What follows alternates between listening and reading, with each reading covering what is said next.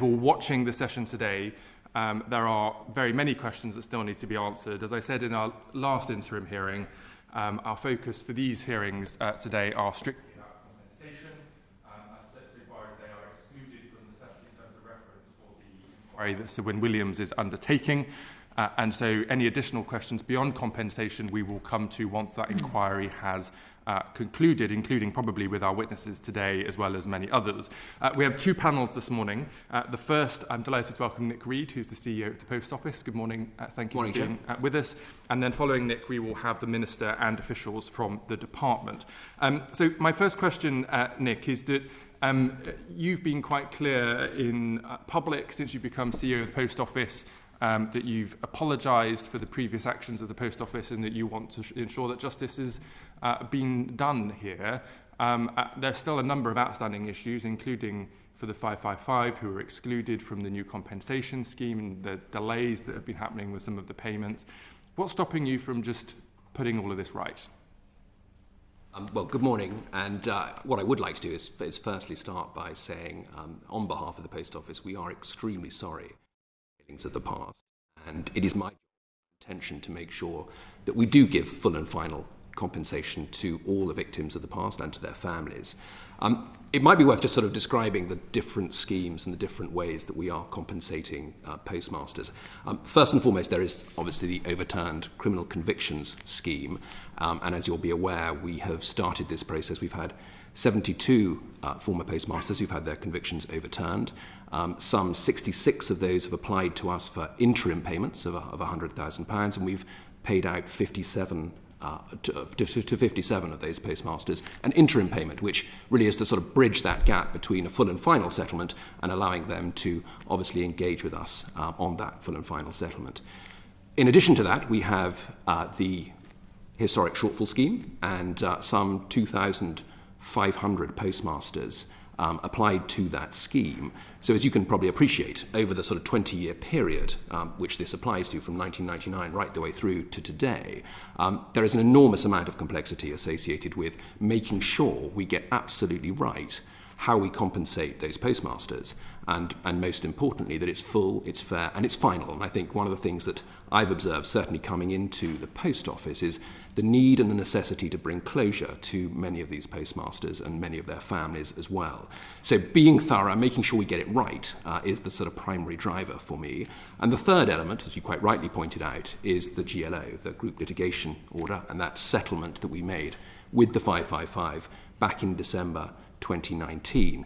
And you're right, I've been very clear that certainly I can empathise with the sense of injustice that some of the 555 has shown and demonstrated over the settlement, and I have been working with government and encouraging government to make sure that we can bring full and final closure to those individuals as well. Because importantly, there is not full and final compensation for everybody involved in the current schemes. I mean, it's just factually not correct to say that. So what is stopping you from ensuring full and final compensation for everybody involved? Is it a Post Office decision? Is it how much money you have to pay them, or is it ministers? Well, as you'll appreciate, the Post Office itself doesn't have the financial resources to compensate a miscarriage of justice of this sort of scale. 950 postmasters were prosecuted. 736 of those postmasters specifically had Horizon convictions and were therefore unsafe. And clearly the scale and size of the type of compensation we're talking about goes back over 20 years. So from a complexity point of view and from a uniqueness point of view, I think almost more than anything else, we recognise that those 736 postmasters must be dealt with individually. And clearly we'll need information from HMRC, we'll need information from the DWP, we'll need information from Post Office, from Royal Mail, many different sources to make sure that we can genuinely give and be very, very clear about the fact that this is getting it right first time and making sure that we pay them. So I think certainly from my perspective, of course we're all frustrated, we'd like to do this much quicker, but I think the scale and complexity of the litigation, because it goes over 20 years, is part of the problem. And, you know, as an example, the disclosure exercise that we did to the CCRC, some 5 million documents, to help them even start to address the overturned convictions process. I mean, if you magnify that by 736, we get some sense of the scale of this challenge. So, yes, of course, we're all frustrated. We want to make sure that we address these issues. And we're starting to do that. We've got the interim payments process working.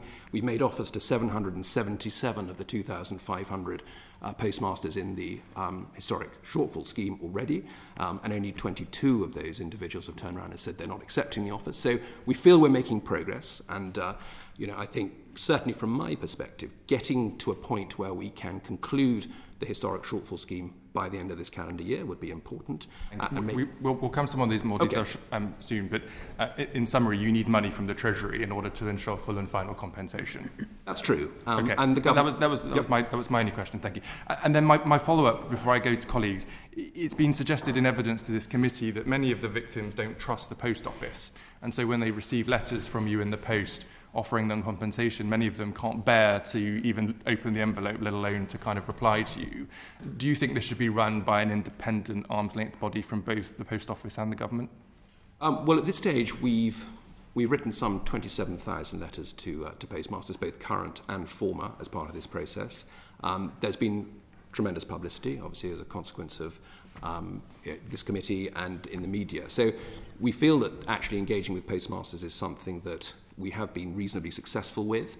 I would argue that the level of independence is very important. We have an independent panel that adjudicates the historic shortfall scheme. We also have an independent panel that will adjudicate any of the mediation that we're doing in terms of the overturned conviction. So I'm confident that we've got the processes in place. Now, clearly, we can do more to make sure we engage with the postmasters, to make sure that we get all of them to respond, and we hope that they will. We're using Peters and Peters, our criminal lawyers, who've got a tracing system to make sure that even UK and overseas are tracked. But you're right, we haven't contacted everybody. I think some 127 of the 736 overturned criminal conviction postmasters we still haven't contacted, and we're continuing to push to make sure that we can touch base with them all. Thank you. Mark Palsy, please. Thank you, Chairman. Mr. Reid, I want to ask you about the age and the profile of the people who've been affected by this scandal. You said yourself that this matter goes back 20 years.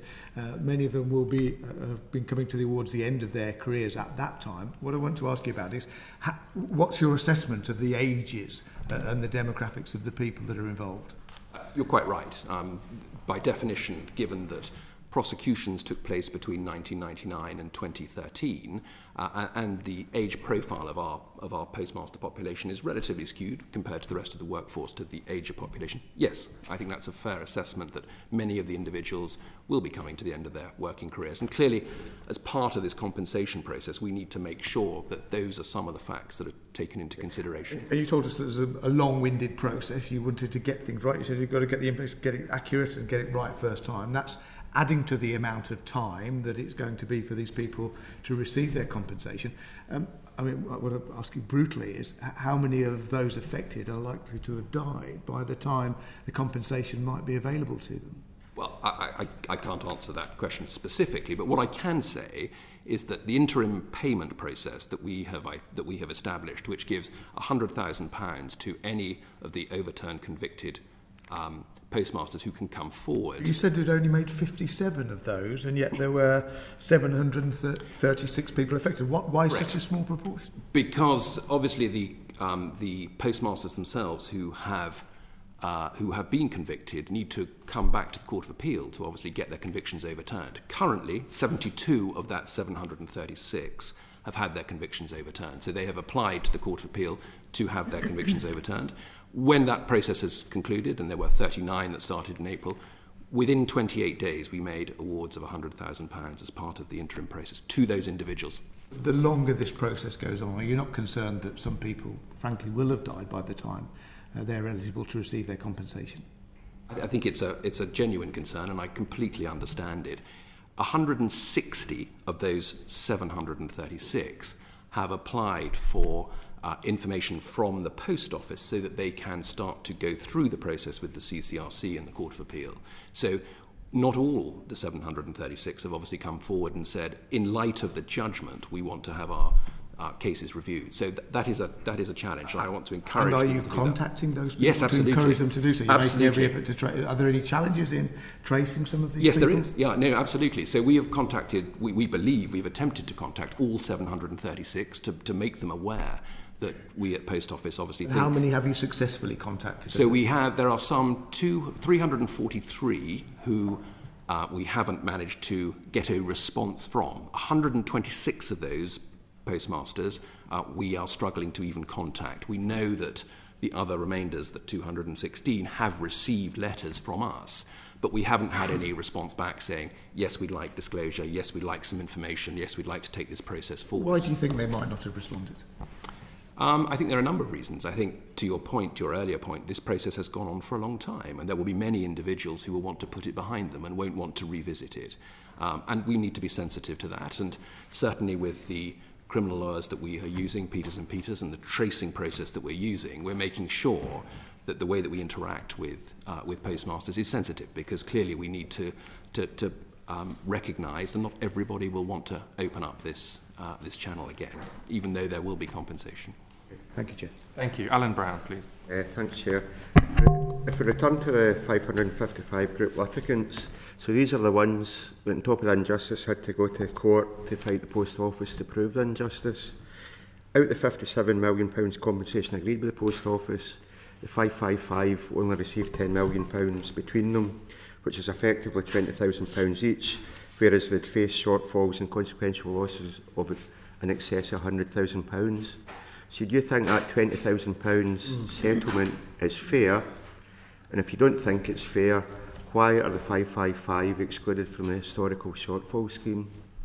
I think it's a very, very reasonable question, and as I said at the start, I've been quite consistent that when we became aware through the media of the scale of the funders' requirements in terms of their costs, then clearly that's something that we wanted to address, and I'm very clear and have spoken to government and spoken publicly that we want to address this.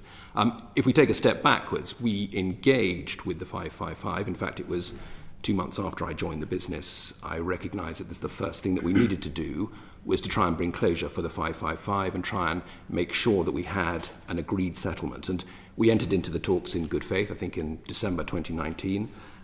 We spent 5 days in mediation, and we had two very eminent QCs who ran that mediation process. We did believe that in good faith we were addressing the issues of the 555. Subsequently, to your point, it's become apparent in the media that clearly the size and the scale of the legal costs and the funders' requirement is significant, which is why I'm very keen, and I noted that Sir Win Williams yesterday identified that he will be looking at compensation for the 555 as part of his inquiry, and we will, of course, work extensively with Sir Win to make sure that we can find a route through. And Minister Scully, who is obviously speaking after me, has made it very clear that he too is proposing to speak with the 555 and their lawyers to see if there is a route through to address this issue.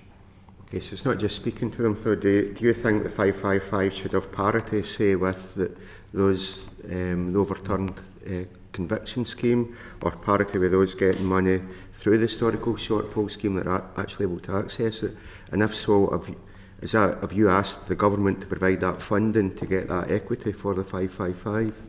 You're quite right. Equity is the right word. For me, this is about making sure it is inclusive, which means everybody who's been affected by the past failings of the Post Office have their issues addressed. So it is about inclusivity, it is about equity and making sure it's fair. And this is exactly what we've been talking about, making sure that the compensation is appropriate for the individuals. And so, of course, everybody is different, which goes back to my earlier observation, which is each individual has unique circumstances. I just don't think we can do a very sort of specific, very, very generic solution. They have to be specific. Okay, but so I've said that some of the 555 suffer consequential loss of £100,000, and at the moment, as we know, they only get £20,000 per head. So you're saying in individual circumstances like that, you think they should at least, as a minimum, get compensation that would offset the losses they had previously? I think they should get fair compensation. That's obviously my approach, and that's been my standpoint. How do we define fair compensation? Well, this is what we're discussing here in terms of how we as an organisation will go back to the 555, working with government to see if there is a way that we can ensure that fair compensation is derived. And as I say, there is a way, Mr. Reid. It's to revoke the restrictions in the settlement agreement that they can't bring further action, and for the Post Office and the government to ensure that full and fair compensation is funded. I just don't understand. You're telling the committee today that you think that should happen, essentially. Why are you not doing it? It's the mechanism. I mean, we obviously need to work out what the mechanism is, and I think that's what Minister Scully said extensively over the last sort of few weeks, and indeed yesterday, was that we will find a way to address the issues that the 555 have now that we're aware of what is going on. Just one follow-on then about the exclusion of the 555 from the historic shortfall scheme. Was that a decision of the Post Office, or was that a decision that involved UKGI and Bs in terms of excluding the 555? Well, it was part of the settlement. So obviously UKGI and Bays were aware of what the settlement was in December 2019, and clearly we felt that we were entering a good faith settlement, and both parties were very happy to say that in the media, so we believed that was the case, and as part of that settlement we said we would establish the historic shortfall scheme for those who didn't have overturned criminal convictions, and for those who weren't part of the 555. So it was a separate scheme so that we could avoid the civil litigation. Those individuals would have a scheme mechanism for any kind of recompense for losses that they may have incurred, either current or indeed former postmasters. That's me, Chair. Thanks. Presumably, Mr. Reid, you acknowledge that one of the reasons the legal fees were so high in the settlement for the 555 is because the legal battle went on for so long. I mean, doesn't the Post Office hold some responsibility for that? Yes, I mean, the legal battle ostensibly went on from April 2016 right the way through to December 2019. Certainly from my perspective, as I stated at the very start, when I came in September 2019, one of the first things we wanted to do was to address this, because clearly bringing some sense of closure and finality was the most important part for the 555, because this process had gone on for so long, and entering into mediation was, I felt, the right course of action. And we did that in good faith, and that was why we did that within the first 2 months of my joining the business. Thank you. Charlotte Nichols, please. Thank you, Chair. And just to declare an interest that I'm a member of the Communication Workers Union. Can you explain why the historic shortfall scheme only ran for such a few months? And do you accept the criticism that you totally underestimated the number of applicants who had come forward? It's a good question. So we kept the scheme open for a 3-month period. That was the time frame in which we asked people to come forward if they felt they had experienced losses. What did we have to go on? We had 736 postmasters who'd been convicted. We had the 555. We weren't entirely clear how many people were going to come forward with losses. We thought it would be in the hundreds. It transpired it was in the thousands. So 2,500 people have to date come forward. So did we underestimate? Yes, I think we can safely say we did underestimate. What did we do as a consequence? Well, we kept the scheme open for a further 4 months, so a subsequent 15 weeks after the scheme closure date, so that others could come forward. We did 2 or 3 things. We wrote, as I say, to 7,000 current postmasters, 20,000 former postmasters. We ran campaigns in the national media. We ran campaigns in regional media as well to make sure that we made it very, very clear that the scheme was open. We left the scheme open for a further 15 weeks. Since then, 122 subsequent postmasters have come forward to express that they've also got losses, and clearly we are looking at a mechanism to see if we can make sure that they will be addressed as well. And to follow on from my question, you've said there that 2,500 applicants to the scheme. The Minister told us previously that only around 30% have been processed. So what I'm interested in is why this progress has been so slow and what you're doing to speed it up, but also to pick up on Mark Pawsey's point from earlier around applicants who will have died because of the amount of time that it's taken for this to be resolved, whether their families will be eligible to apply to the scheme. Yes, so the Minister's right, some 33% of offers have been made, so some 777 offers have gone out to the 2,500, as you rightly pointed out. So some 30% is being concluded now. My expectation is that we will get to 50% by the end of March, and that we will get somewhere close to 95% by the end of the calendar year. Why has it taken the time that it's taken? Why has it taken so long? Every single case is unique, as I mentioned at the start, and we therefore want to make sure that we don't do a sort of job solution. We want to make sure that individuals are taken on their merits and each individual case is taken on its merits.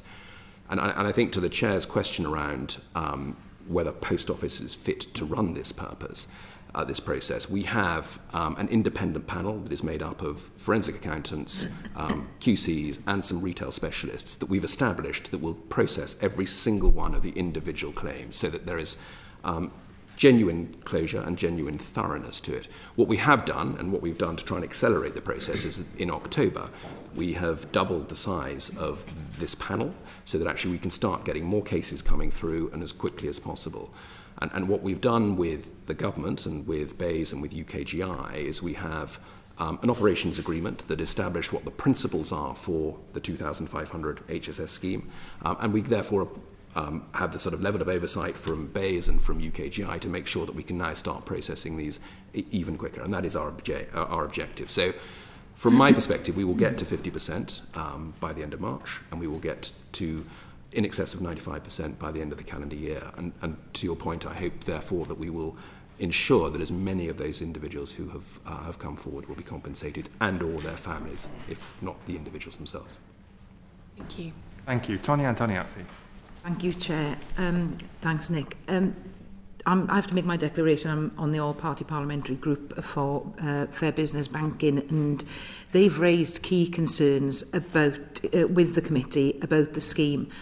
They've said that, in their opinion, the scheme is strikingly similar to the HBOS Reading Griggs review, which has been discredited. How would you respond?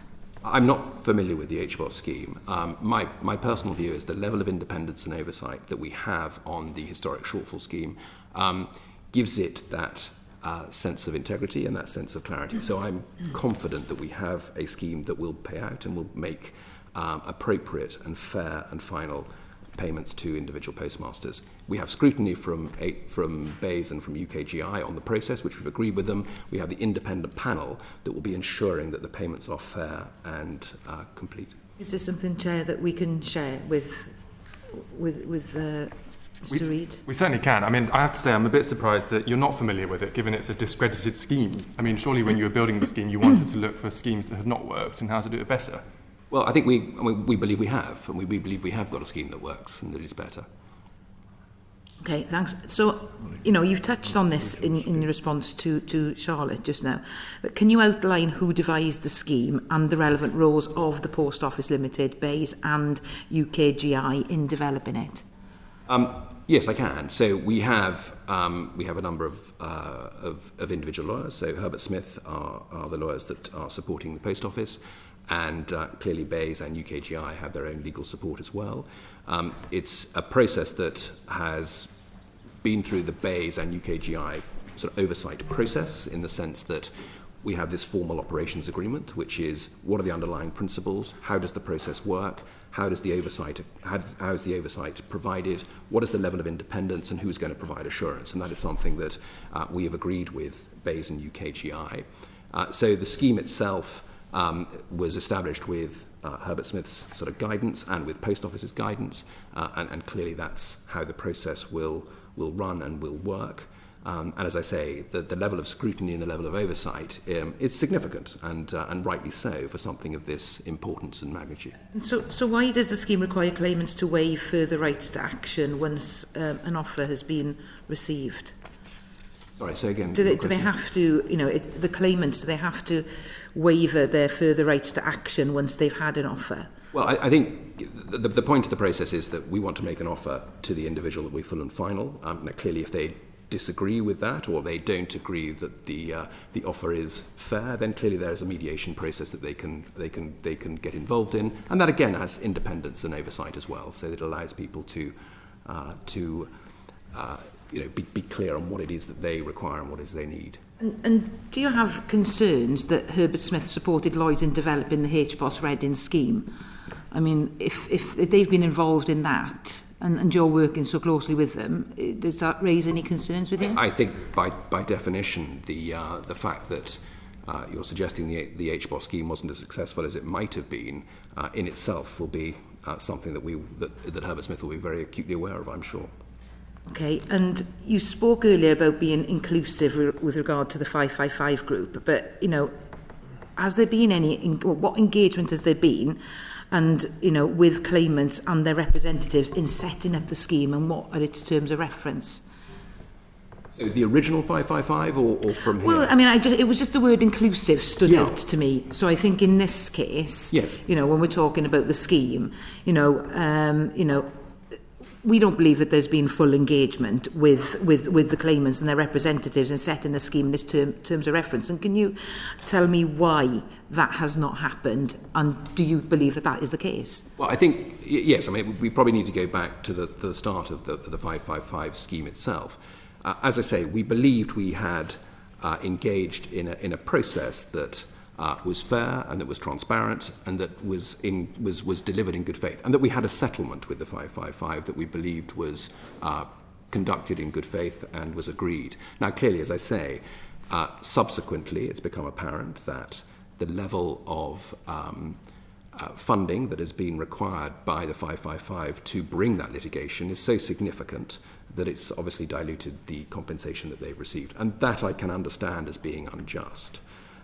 We have said that we would want to work with them to do this, and Minister Scully has been extremely clear about this, that he wants to engage with that population. Now that we've got Swin saying he will be looking at it as part of the inquiry, there are two avenues here. So I'm confident that we will get to a point where I can continue to say inclusive, because certainly from my perspective, full and final and closure for this matter is essential for the Post Office to move on, as well as for the individuals themselves and their families who have been affected by this. So I'm confident that we will do that.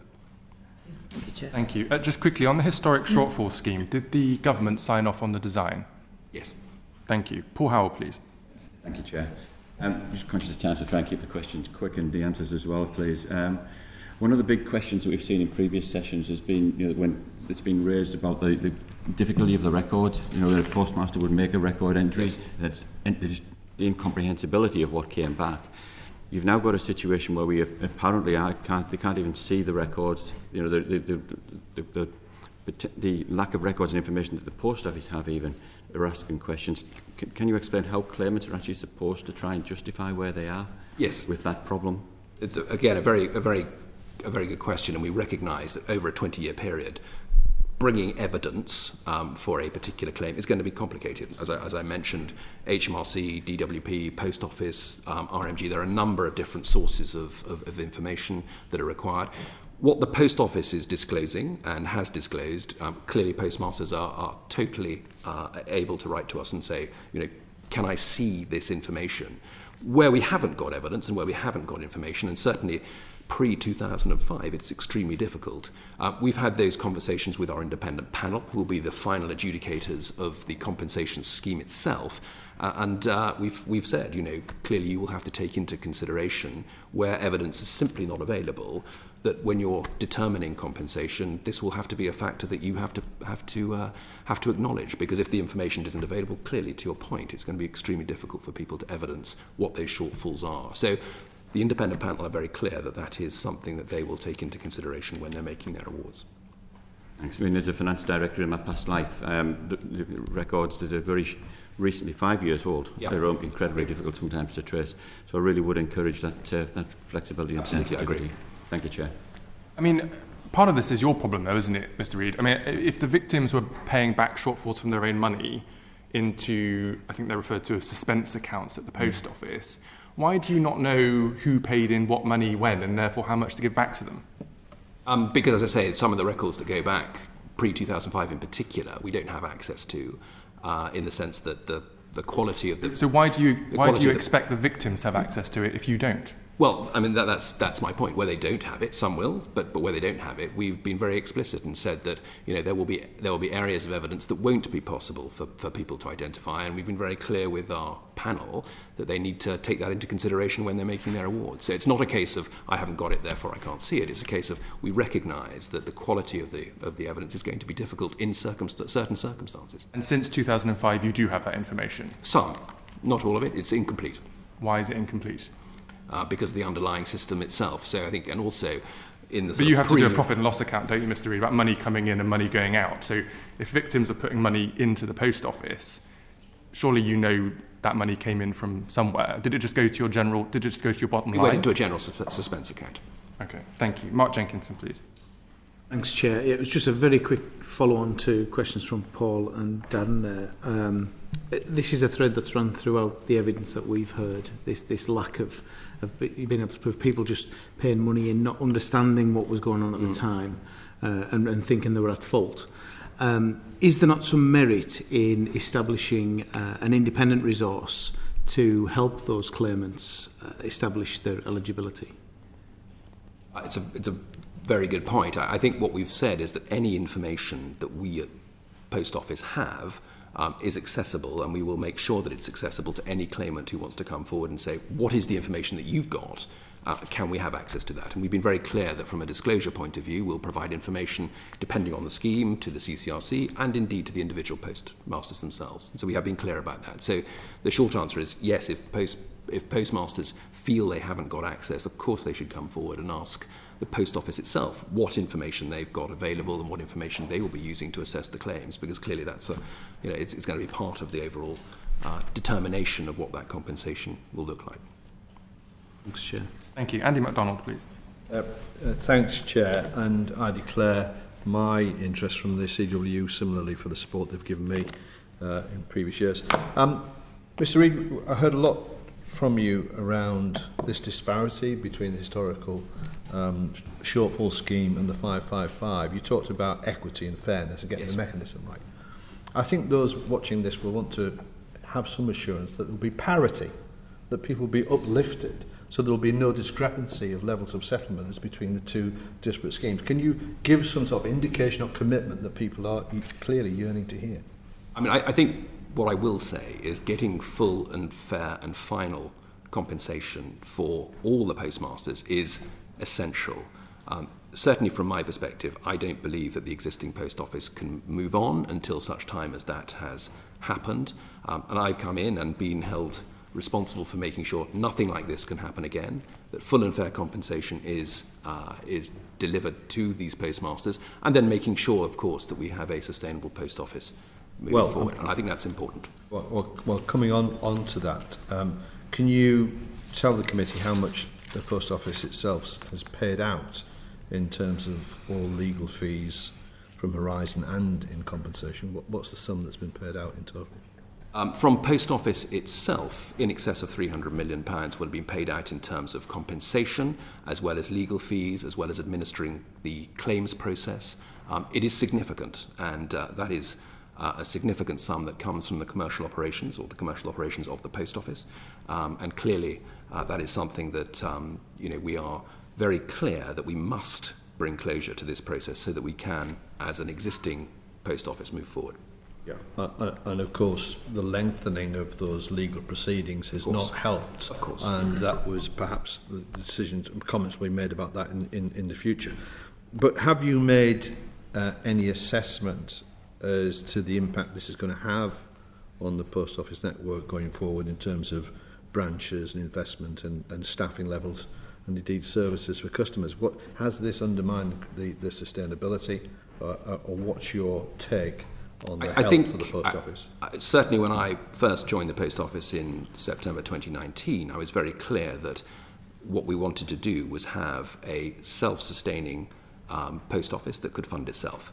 I think it would be fair to say that with the costs associated with the historic shortcomings of the Post Office, that process will take longer. And I think it's probably also fair to say that we are a high street retailer. We are the biggest high street retailer in Europe in terms of physical outlets, and by definition the impact of the pandemic and also the costs of addressing and settling historic matters will push out the self-sustainability of the Post Office probably for a number of years. Thank you, Chair. Thank you very much, and that brings this panel to an end, Mr. Reid. Thank you for your contributions. No doubt we'll speak to you again when the statutory inquiry has concluded. Thank you. We're now going to move on to panel 2 and welcome the Bays Minister, Paul Scully, responsible for the Post Office, and 2 of the Minister's officials, Carl Creswell, who is the civil servant responsible for the Post Office, and Tom Cooper, who is a director at UK Government Investments. We'll just give you a few moments to take your seats. Thanks.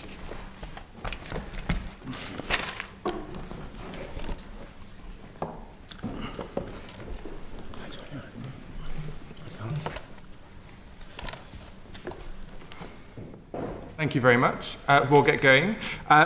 Minister, good morning. Welcome back to the committee. My first question is about the 555 group action litigants. We've heard from Mr. Reid from the Post Office that he agrees with essentially everybody else that they should be allowed to have access to full and final settlement beyond what was agreed in the settlement agreement. Why won't the government just unwind the settlement agreement and give them access to the compensation scheme you announced to the House a few weeks ago? So look, I mean, first of all, the 555 it's become absolutely clear that they were the ones that pioneered all the work here, that pushed through to allow the other people to get their full and final settlement, to bring all of these issues to the fore that we're discussing today. We'll be discussing, unfortunately, for another few months to come. And I understand absolutely the strength of feeling by those postmasters and by members of Parliament and indeed the public. I've met some of the individuals. Now some of the people within the 555 will obviously be able to access the compensation if they have had a conviction overturned. But nonetheless, those people that were in the original litigation that had the full and final settlement, it's clear that that's not the equitable settlement. What are you going to do about it, Minister? Well, this is. I will be continue to be in discussion with Alan Bates and the other representatives of the litigants. There is a meeting, I believe, with some of the legal representatives in the next week or so. I think the 19th. To see what we can do to get equitable justice for them. Well, we know what you need to do, Minister, but you need the money to do it. Do we need to call the Chancellor to this committee? Is that the problem? No, I think we're in discussion with Treasury. Treasury have been amenable in making sure that the funding is there to be able to underwrite the Post Office's work on the various compensation schemes, and we'll continue those conversations with Treasury. And so assuming the Chancellor says, I recognise the historic misjustice that's been carried out here, and the Chancellor agrees with you and the CEO of the Post Office and everybody else that they should have access to full and fair compensation, you're telling the committee today that the settlement agreement they entered into originally will be unwound so they can have access to that scheme? Well, I can't determine a mechanism today, but what I will say is what I've said on a number of occasions. It's not a mechanism, Minister. It's because the settlement agreement says they can't have access to any further compensation. So if the Chancellor gives you the money and you're willing to give it to them, you're able to confirm that they will be able to access it. It's not for me. The settlement wasn't made by government. This is the issue. So I can't sit there and tell you, as a government minister, that we weren't part of the government was not part of the litigation process. It was Post Office and we own the Post Office, Minister. You're the minister responsible for the Post Nonetheless, Office. it's still a corporate. It's still a corporate entity. So this is why I'm talking about mechanisms. So the sentiment, I totally agree with you. The CEO just told us that he wants to do this, and he told us he can't do it because of the government, essentially because of money. So we're kind of going around in circles here. If the Post Office says they're willing for the 555 to get access to compensation, which is why it comes back to mechanisms. This is why it comes back to mechanism. I think the sentiment is absolutely there.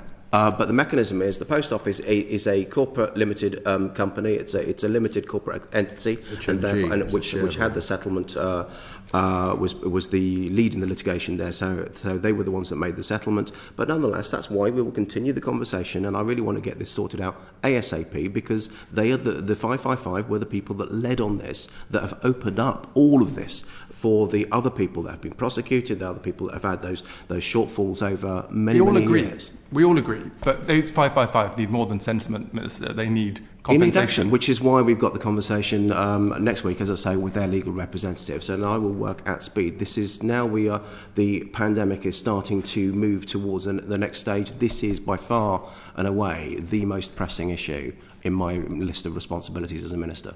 Very good. Andy MacDonald, please. Thank you, Chair. I'm still a little confused. I would have thought HMG is the shareholder of the Post Office and is in a position to do something about it. But Dr Neil Hudgell told this committee of the 59 former postmasters he's representing have had the convictions overturned and who are seeking compensation. 3 have been refused compensation. Can you tell us why these claims have been refused, and if there are any other claims that have been refused as well in addition to those 3? The 3 people that there's the interim payments that have been not extended to them. As far as I understand, Post Office did not speak against their appeal, but for public interests. They did not believe that Horizon was a major plank in their in the discussions around the appeal. So that's why they've taken that view. The public interest was there so that they didn't have to go through a retrial in Crown Court. Yes, that's correct. What I would say is that those individuals are eligible to make a request to the Post Office, who have confirmed to us that they will consider that, but they have not at this stage been offered an interim payment because the Post Office's view has been that the reliability of Horizon evidence is not central to those individual claimants' case. So there is still an avenue for those individuals to discuss compensation. Yes, the compensation itself hasn't been turned down. In terms of the interim payments more generally, can you advise when they will be finalised? Is there a timescale that you have in mind in terms of finalise these payments? In terms, you've making interim payments already. What's the timescale you have in mind to conclude? Of course, I mean these follow on from judgments that are leading to the convictions being overturned clearly by the Court of Appeal. So it's not as if there is a fixed date, such as next month, to say all of the interim payments will be made by that point, because they clearly are dependent on when those convictions are overturned. What I would say, though, is that there is a commitment to make those payments within 28 days of the application coming from the individual to the Post Office. Yeah. And good progress is being made on that so far. And have you got any idea of how many more applications are coming in terms of seeking to overturn the convictions? I mean, I think that this is part of the issue that you were talking about before, about reaching out to postmasters when you were speaking to Nick Reed, because it's for them to then come forward to start that process, because this is the problem when we come up with mechanisms against natural justice. That they will need to apply for those convictions to be overturned. As soon as they have been overturned, then as Mr. Creswell says, your Post Office will be paying those interim payments within 28 days. Well, okay, so in terms of those mechanisms, that you will have in mind some idea of the amount of money you'll have to put aside for future compensation payments. Can you give some guidance as to that? And then more broadly, what support is being offered to these applicants? Because quite clearly they have been to hell and back over these years. What sort of support is being offered to them right now? In terms of the support, one of the things that I'll give you one specific example with the interim payments. There was one of the letters that came requesting for application of the interim payments came across to some of the people who had their convictions overtaken as quite heavy-handed, because it was phrased in a legalistic way, and as you rightly identified in opening questions again. There is a mistrust in this entire process, not just with the Post Office, but with government, with everybody, because they've had 20 years of absolute hell. So why would they trust authority in general? We've got to, as you've rightly said, deal with action rather than just warm words. So we are trying to work together with Post Office and with government in collaboration to make sure that wording can be as empathetic as possible, that we can work as quickly as possible. We have the independent panel on working on the advisors on the shortfall schemes to make sure that we can work with the postmasters to, if there is no evidence available, for example, to make sure that we can do as much as we can, extend as much as we can at their expertise to those people requiring compensation, to make sure they get all of the information they need together in the simplest way so that it's not delayed. Thank you. Richard Fuller, please. Thank you, Chair. Thank you, Minister. Can I just turn to the historic shortfall scheme, Minister, and the number of claims that were made. Do you think that the estimates were vastly underestimated? I think there were, the number was a lot of the people that actually applied was a lot higher than the Post Office first anticipated. Why was that? I think it's difficult to, as we've already heard, it's difficult to assess with incomplete records over such a long period of time, over a 20-odd year period of time. I mean, would that be fair, Tom? Yes. It's very difficult to. I mean, clearly the degree of losses and disaffection and unhappiness with the system, both the Horizon system and the processes around it, as Justice Fraser pointed out, were clearly much more extensive than Post Office expected. So the initial estimate we saw for historic shortfall scheme was a couple of hundred, and obviously it turned into many, many more than that. A couple of hundred claims? Yes. Our colleague, Mr. Kevin Jones, the MP for North Durham, said in a Westminster Hall debate on this that the Post Office, quote, the Post Office has no idea. In its accounts, it budgeted for £35 million of compensation. The figure is now estimated to be more than £300 million. Do you recognise those figures as broadly correct? I do that one. The 35 million was the initial estimate, that's correct. The current estimate of the cost of the historic shortfall scheme is 153 million, which is what was in the accounts, last accounts, and that will be updated when the new accounts are published. And your expectation is it will be updated upwards? Not necessarily. I think as of, it's not clear that it needs to move significantly either way, actually, based on the information we have currently. But it's still 5 times what the estimate was? Absolutely, yes. Who is going to be held accountable, and how are they going to be held to account for that?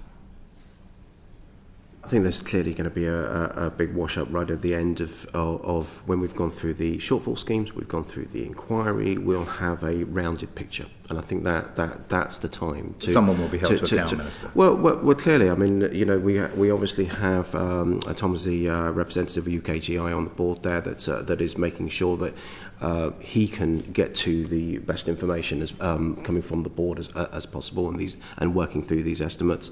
Carl and the Post Office team within Bays have regular discussions with the Post Office and making sure that we can hold their feet to the fire on the information that we get, the best information that we get. But clearly we want to make sure that the Post Office is in the best place it can be to move forward. We all want to move forward, Minister. We all want to move forward, Minister. We all want to move forward, Minister. But one of the concerns is that perhaps that underestimate has meant that there's been a consequence that only 30% of claims have been processed. So that's actually caused a greater delay. Is that true? I think actually, and correct me if I'm wrong, but I think actually what happened at the beginning, why it was slow to come through, there was a lot of de minimis claims that we had to go through. The ones were at the far lower end of the spectrum in terms of compensation, because clearly some people will have lost significantly more money than others in consequential losses and the like. Yeah, I think that's accurate. I think it took a little bit of time for the independent panel to get started and to agree the principles, which are now, you know, in a good position to be rolled out and for those claims to be processed quickly, as Nick Reed was saying in your earlier session. I'm not sure that it is a bad thing on the face of it that the number of postmasters who applied was higher than originally estimated, but you're quite right, and we've been scrutinising the Post Office's performance because of the delays that have happened. But I think you've already heard today about various steps that we have encouraged the company to make, such as doubling the size of the panel, increasing the frequency of meetings and so on. So we're confident that it will move forward well now, and more than 2,000 postmasters stand to benefit from the HSS scheme. It sounds like you're satisfied that after an initially slow start, the Post Office has speeded up its process fairly well. Can I ask you, Minister, about the alternative dispute resolution process? You may not have these figures to hand, but can you say how many disputes have been settled and in whose favour under the alternative dispute resolution? What, in terms of the Post Office? Yes. I'm happy to take this. Yeah. So this refers to those cases that have had convictions overturned and working through the court. Yeah. So there have not yet been any settled cases through that process, but we have been working actively with the Post Office to put in place the process for handling the full claims, beyond the interim payments which we have already made and discussed today. 2 offers have already been made to one of the law firms that represents some of the claimants, and the process that is being followed, which we have agreed with the Post Office, is to apply the principles which build upon case law and so on to a couple of early test cases, and that will then set the framework in the same way as the principles for the HSS will help with the processing of those claims. Essentially, it is a bit of a sort of legalistic or legal engagement between the company and the claimants via the solicitors. But we are closely involved in the ADR process and can say more if you would like to hear more. I appreciate that. Thank you. Thank you, Chair. Thank you. Mark Pawsey, please. Thank you, Chairman. Mr Scully, we heard from Nick Reed about the efforts that have been made to contact all of the affected postmasters, but there are still a very substantial number who haven't come forward. Are you happy that the Post Office has done enough to try and contact everybody who was affected? Yes, I think there's always more that we can do, and I think it's interesting that the coverage of the whole Horizon situation is slightly odd in so much that so many people, including members of this House, know that something really bad has happened, but they're not quite sure what, because it's something that's gone on for decades. It's something that so many members ask me, yeah, you're dealing with that Horizon thing. So we can always do more as and with the media to make sure that people are fully apprised of the situation, that there is compensation for the people that have gone through this process. But I think the Post Office have done the best with a mixed bag of prior history, as you've heard. Because it's over 20 years, a lot of the information hasn't been as robust as it might have been if we were starting the entire process. Do you share Mr. Reid's concern that there may be some people for whom this was such an awful episode in their lives, they simply want to put it behind them, and whilst they may be entitled to compensation, this involves revisiting all of that angst, and for that reason they're not coming forward? And what can we do to encourage those people to receive the compensation which is appropriately due to them? Yeah, I think this comes back to the empathy point towards speaking plain English rather than a legalistic approach. But you're absolutely right, and I've seen that. I've spoken to some of the sub-postmasters, and you were asking earlier about the age profiles, and indeed there are a number of people who. I remember one of the postmasters who subsequently died, and her widow spoke incredibly moving on the BBC. You have Christopher Head and Tracy Felster, who were incredibly young when they were convicted.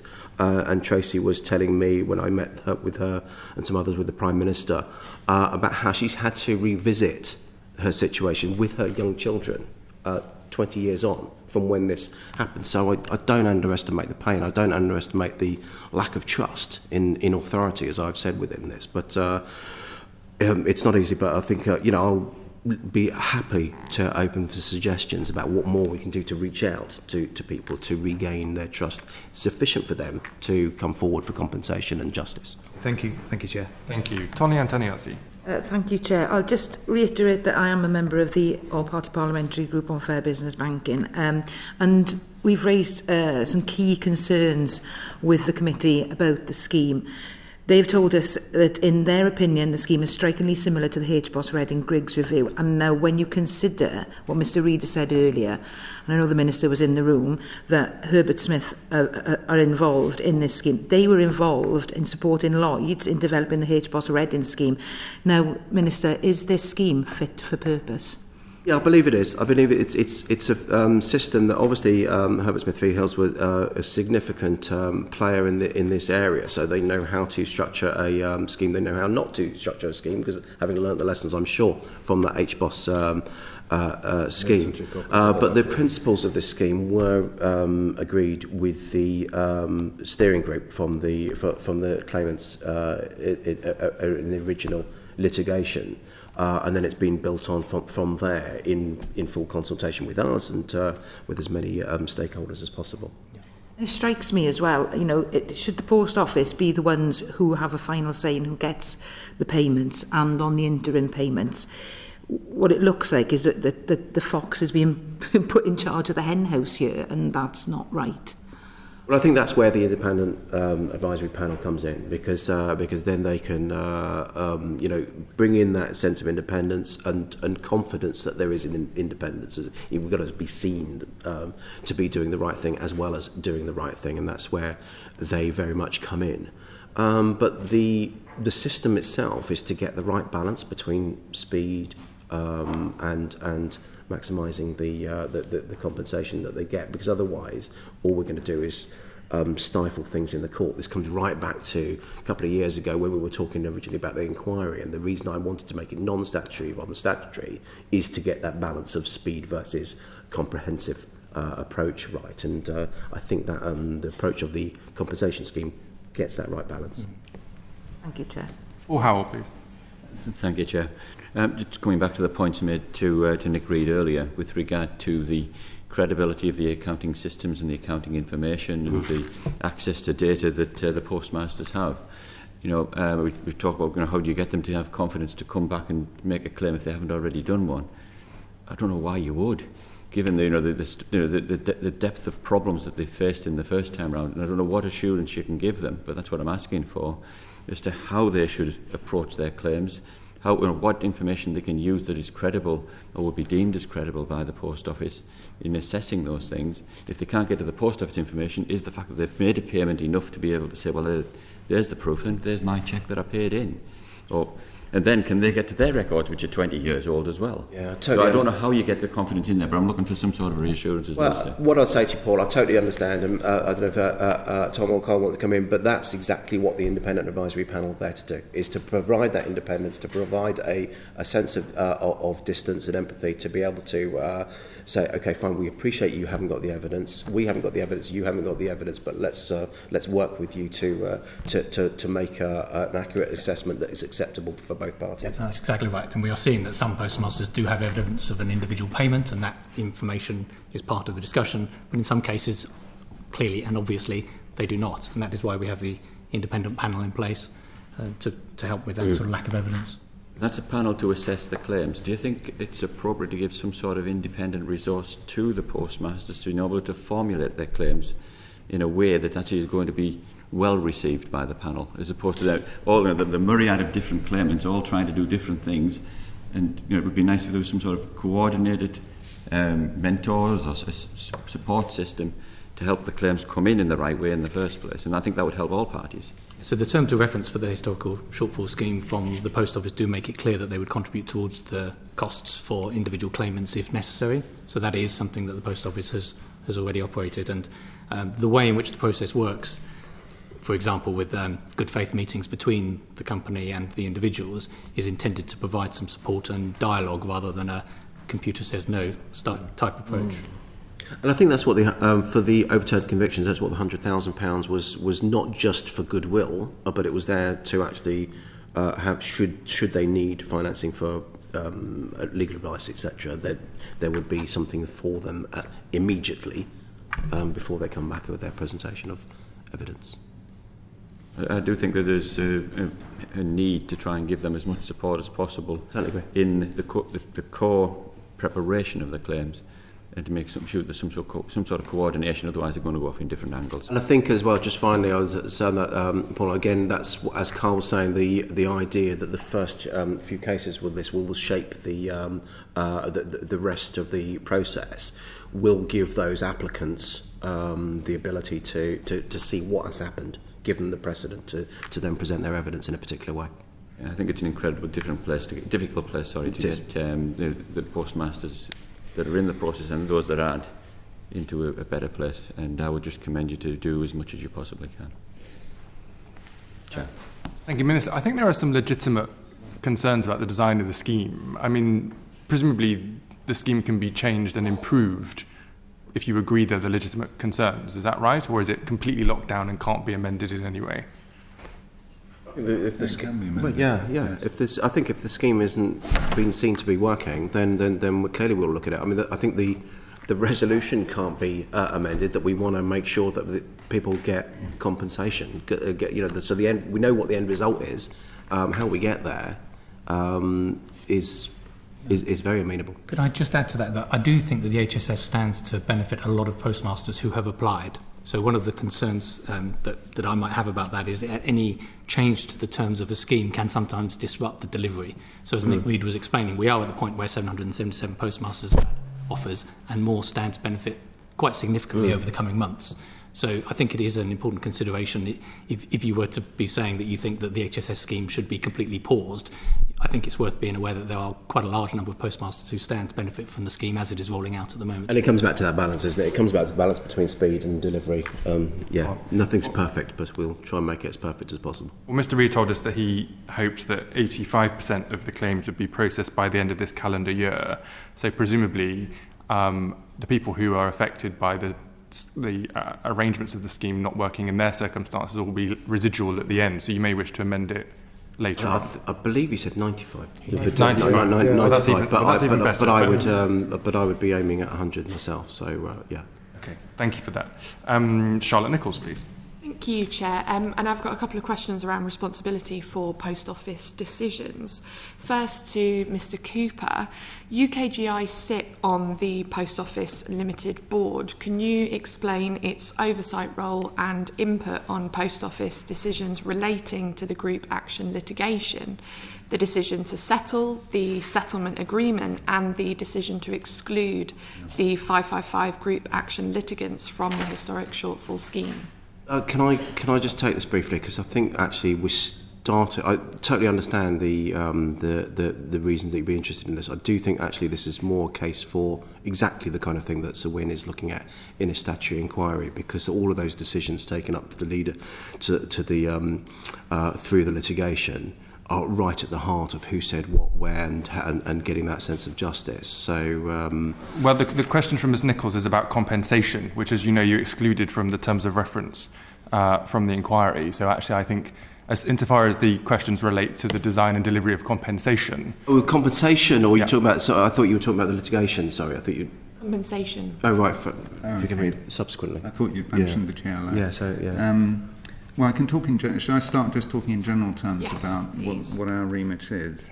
So we have essentially our responsibility is to do with corporate governance related matters affecting the company, and that includes, so we advise and report to BEIS on those things. So that includes things like the financial performance of the company, its strategy, business plans, its funding and its finances, and appointments to the board. And then as part of that, so I lead the team that does that, and then I sit on the board as a non-executive director, so I have the same status as the other non-executive directors on the board.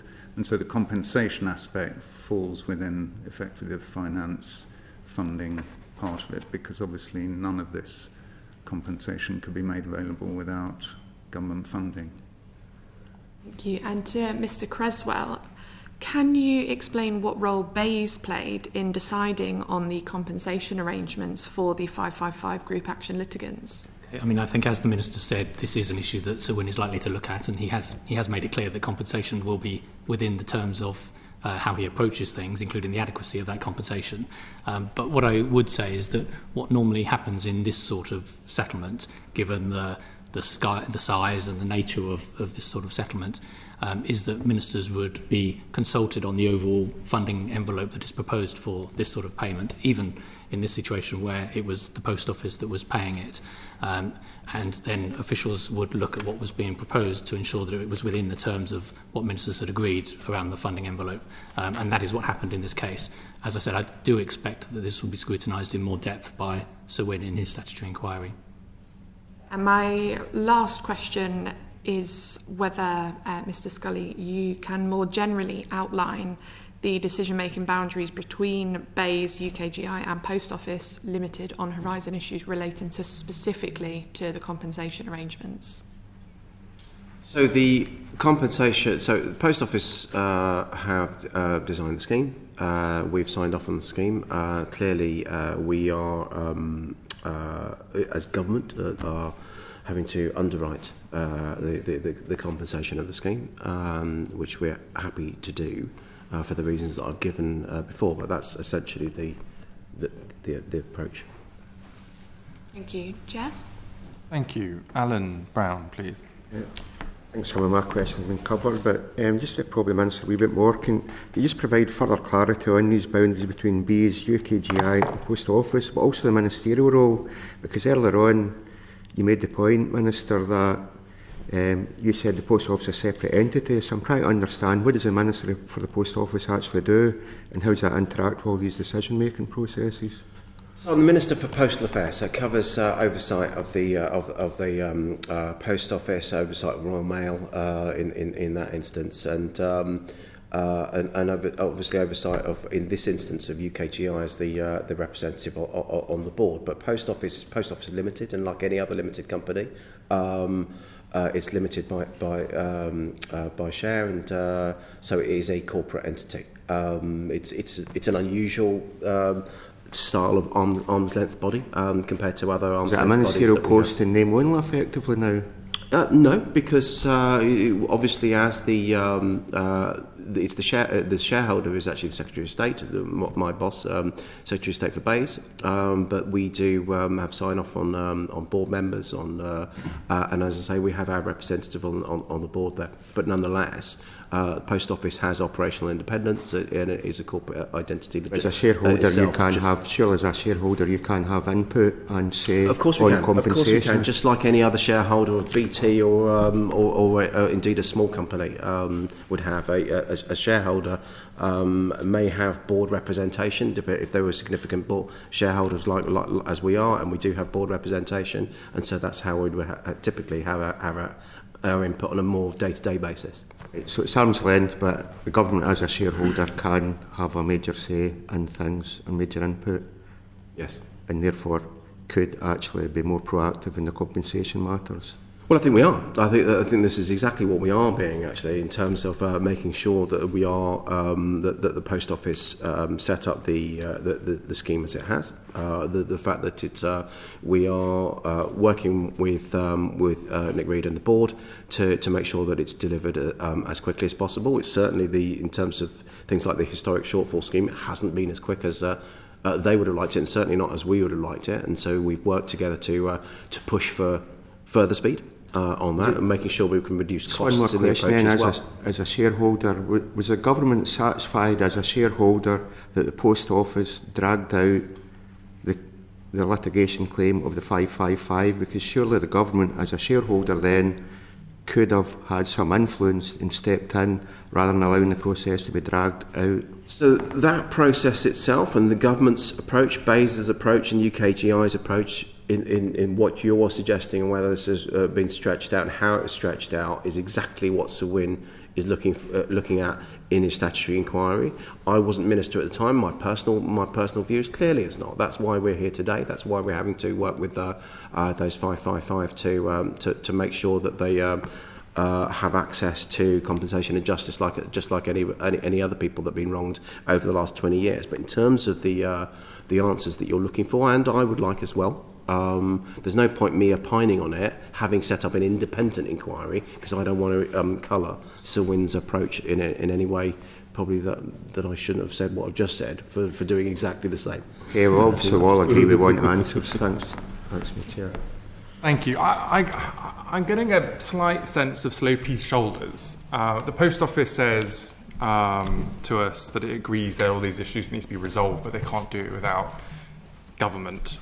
And then some of the answers you've given today has been, yeah, of course we can look at this, and yeah, we'll push this. But when you were asked about decision-making and oversight, you said, oh, well, that's a Post Office decision, not a government decision. And I should say that we've gone through the scope of our interim hearings with Sir Wyn Williams and his team, and he's comfortable with our approach, and so you should feel free to speak freely. I just want to take one example to try and probe that a little further. So let's look at the historic shortfall scheme. Post Office obviously designed it with advice from their law firm. They said government signed it off. I just want to understand that process. So somebody designed the scheme, so the law firm designed the scheme, gave it to Mr. Reed at the Post Office. Mr. Reed probably reviewed it with his legal team. He then brought it to the board, did he, Mr. Cooper? Yes, absolutely. And you were able to ask questions as a non-executive director of Mr. Reed about the scheme design? Yes, with the lawyers there as well. And then you were able to approve that, presumably? Right. And then Mr. Creswell, what was your involvement? So the Post Office board signed it off. They then presumably, did they report it to you after they'd made the decision or before they made the decision? Well, given the scale of taxpayer input that is necessary as part of the historical shortfall scheme, we were shown the proposed business case and consulted ministers on the overall approach. And in discussing the nature and design of the scheme, which obviously, as you say, was designed by the Post Office, but they then consulted us, we were very clear that we wanted to build in a significant role for the government within the delivery of the scheme to ensure, in part, that we had sufficient reassurance for ministers about how that scheme was going to be delivered. So, I could outline to you quite a lot of steps that we have put in place for us to have a role. For example, the government has an approval right in relation to the overall principles that are in place for the case assessors and for the independent panel to provide the assurance to ministers that we believe is necessary. And all of that happened before the board approved it? It happened in practice in parallel. Because any board approval was subject to government approval anyway, because the scheme couldn't, because of the financial cost, as Carl is saying, it couldn't proceed anyway without government approval. So in practice, the two go hand in hand. And then, Minister, did you have to sign this off, or was it at official level? No, then I signed it off. Okay, thank you. Last question for today, Mark Jenkinson, please. Thanks, Chair. Minister, can you tell us so far, when we factor in legal fees, compensation, setting up of the shortfall scheme and the independent review, what's been the total cost to date? So, it's a total cost today. I don't have the figure for total cost at the moment. Do you have that? Well, there are various different elements to it, aren't there? Yeah. So there's obviously the GLO settlement cost, which have fallen to Post Office Limited, which is the 57.75, of which 42.75 has been mentioned previously. We've got the forecast cost for the historical shortfall scheme of 153 million, as Mr Cooper mentioned earlier, the 5.7 million that has been paid so far for the interim payments. What's the estimated outturn when we factor in?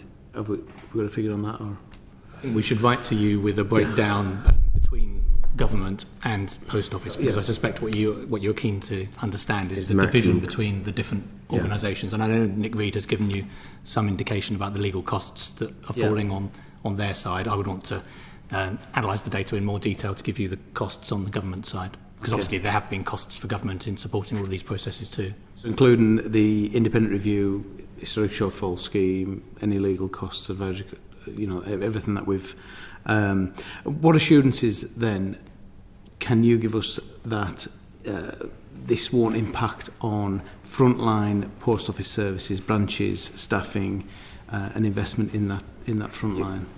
Can I just clarify? Are you after the total to date, or the total? So total to date and the estimated right? Okay, fine. Effects. Yeah. No, that's right. Because I couldn't give you a total to date, but clearly, we have a figure that Treasury looking at, which we'll write with you with that breakdown, because that will clearly depend on the level of conversation. Who it's difficult to crystallise at the moment. Although the Post Office will clearly have to crystallise an amount for their accounts, but in terms of the ongoing viability of the network, this is exactly why government is stepping in to underwrite this process, because I've said on a number of occasions that we can't secure the future of the Post Office and the social value that it brings, the important economic value, the major high street retailers you've heard that it brings, without settling the past.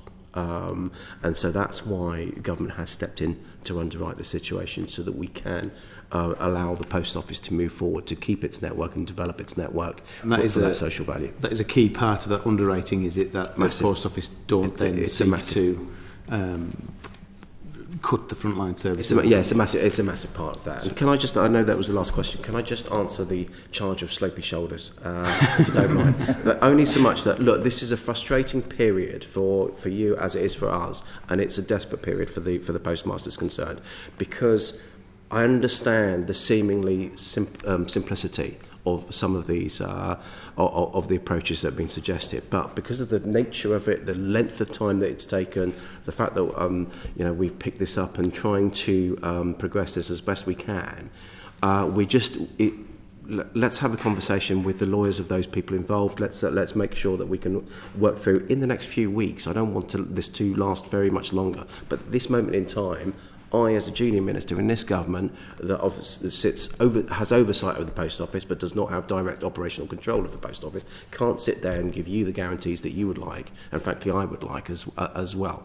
But I'm trying to answer the question to the best of my ability, understanding that there's a lot of frustration because this is 20 years of the making and we've got to get this done within months. Can I just check, when you say timescale of the next few weeks, does that mean a decision on the 555? Well, in terms of the fact that we've got we've got conversation with their legal representatives coming up in the next few days, and it's just trying to understand actually some fundamental things about who exactly has legal oversight for the 555 now, as opposed to what happened in the original litigation. So fundamental mechanisms like that which is, again, seemingly apparent, but as soon as you scratch the surface, there's a whole load of questions that need to be answered, which we'll get sorted. A supplementary from Charlotte Nichols. So, just to come back on Mark Jenkins's question, unless I misheard Mr. Creswell, you said that 57 million had currently been paid out in compensation. I think you did mishear. It was 5.7 million for the interim payments of 100,000 each. 5.7 for the interim payments, and that's for those with overturned criminal convictions. And the ADR process will then give more money to those individuals who have received the interim payments so far. So, the reason I'm interested in this is because when Mr. Jenkinson was talking about the total cost to the taxpayer of, the amount of public money that's been spent on fighting this, something that we've heard in evidence to this committee already is that the government used around £100 million of public money to try to stop this case from going forward. And what we're hearing today is that, proportionally, the amount of money that's actually been paid in compensation is tiny in proportion to that. And it just really strikes me that, the amount of money that's been spent in perpetuating the miscarriage of justice that happened in the Horizon scandal versus the amount of money that's been paid to litigants is so wildly out of kilter with each other. If I could come back on that, I would stress that the interim payments number that I gave you is just a small proportion of the compensation that is going out to postmasters. You need to add in the HSS, you need to add in the GLO payments that have already been made. I didn't hear the 100 million paid by government to object to or to resist against the claim. You get to 100 million if you add the costs of the GLO, Post Office's legal costs, plus the settlement. So it's the Post Office that you mean spending government money? Yeah. Okay. Government money, public money. Yeah, public money. Except that, as I say, there are commercial revenues of the Post Office as well, but nonetheless it's underwritten by government, so yeah. Okay, it'd be useful if, I think you offered to write to us in answer to Mark Jenkinson, if you could just itemise the different funding allocations between the different parts. And if by the time you write to us you get some clarity around the 555, how much you think the number might need to go up by in order to include them in the compensation scheme. Okay, I think we finished for questions today, which means you get off in time, good time, for Bay's questions on the floor of the House. So thank you for coming before departmental questions today. We appreciate it. As I said at the beginning, I'll say at the end to those watching, these two interim hearings have been specifically about compensation, but when Sir Wyn Williams has concluded his statutory inquiry, we will pick up any further questions that we have concern to ask as a committee, and no doubt we'll speak to all three of you on that occasion too. So for the purposes of today, I'll bring the session to an end. Order. The proceeding has ended.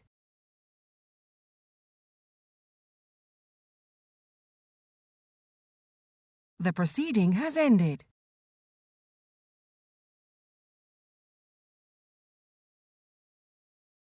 The proceeding has ended.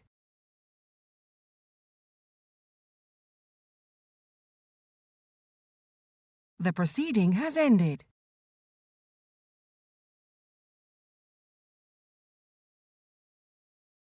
The proceeding has ended.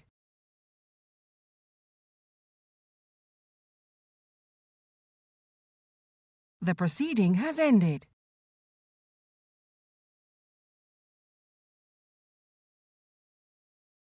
The proceeding